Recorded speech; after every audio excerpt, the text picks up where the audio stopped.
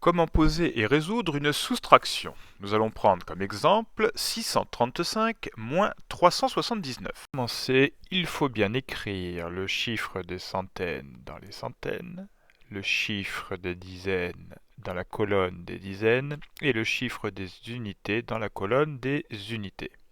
Je dois retirer 379.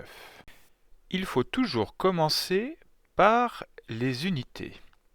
Dans 635, j'ai 5 unités. Je dois soustraire 9 unités, c'est-à-dire enlever 9 unités.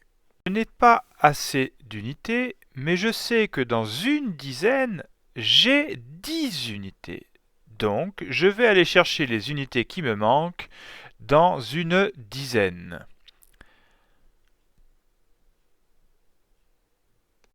J'ai maintenant 15 unités, mais je n'ai plus 3 dizaines, mais 2 dizaines. Maintenant suffisamment d'unités pour pouvoir en soustraire. J'ai maintenant suffisamment d'unités pour pouvoir en soustraire 9. 15 unités moins 9 unités est égal à 6 unités. Je m'occupe maintenant de la colonne des dizaines. Dans la colonne des dizaines, j'ai 2 dizaines et je dois en soustraire 7.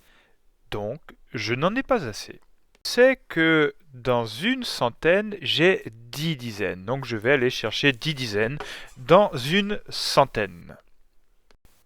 J'ai maintenant 12 dizaines, mais je n'ai plus que 5 centaines.